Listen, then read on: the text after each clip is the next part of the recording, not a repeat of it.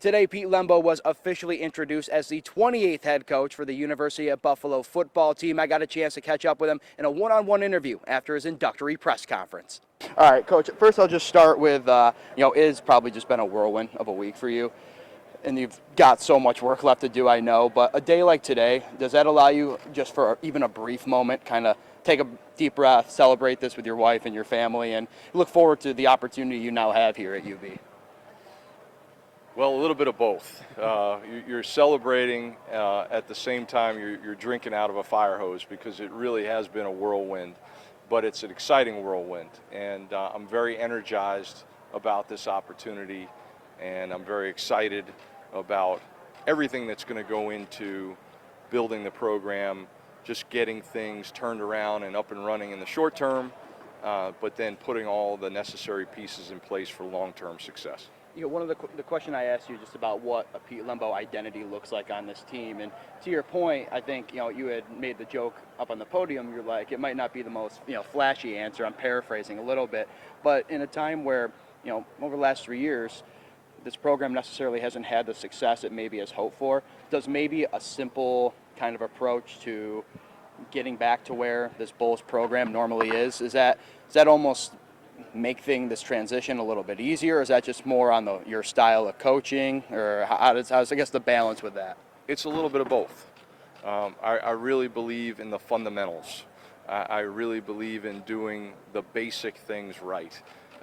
You've got to crawl before you can walk and before you can run, and so I think it's important that you don't try to put the cart before the horse. We've got to get everybody on the same page. We've got to build a great staff.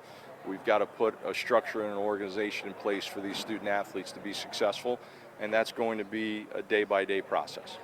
Speaking of your staff too, I know you probably maybe have some targets. How close are you to ironing out some of the finalized details there? Are there guys already you maybe have in place, or how maybe soon can we expect for some of your staff to start getting formally introduced? Well, the first thing I'm going to do is meet with everyone that's here and find out more about them and their backgrounds and how they might fit in.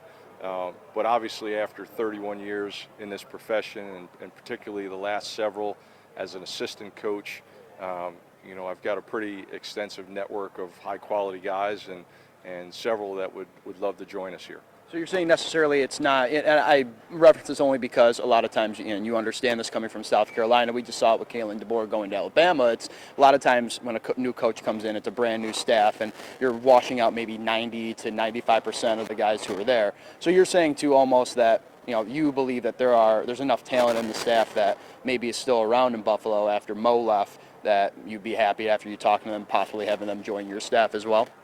We're certainly going to find out. One of the other things I just want to touch on with you too, going back to another question just to ask about the world of college athletics, where does UB sit in your terms of just its uniqueness with kind of navigating through the NIL and the transfer portal and kind of what this program maybe is heading towards, just given the conference that it plays in? Sure. Well, there's certainly going to be a lot of work to be done, and there are certainly going to be challenges that present themselves that we're going to have to put a plan together to attack.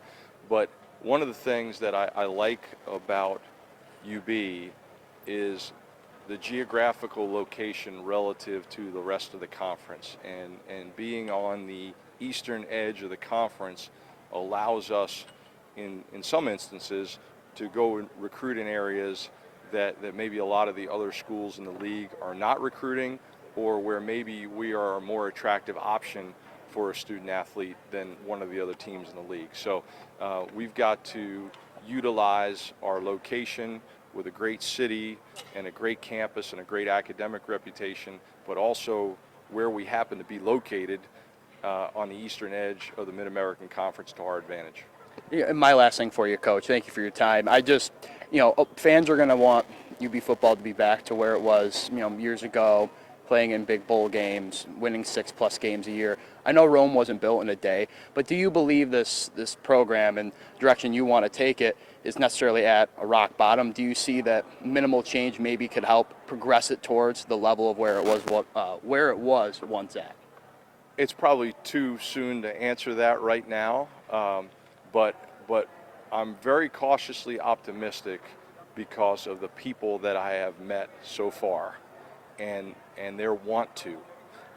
They want to see this program do well. They want to be great partners with me in building it the right way and attacking the problems. And when you feel like you're going to go to work every day and be around those kind of people, whether they're the student athletes themselves that want to be here, and I've gotten great feedback about how much they care, people on the staff, people in the athletic department, that's what you need, because a football program is a battleship, and so it takes a lot to go into it to build it, and it takes a village, and part of my job is to invite people to be a part of that to help us.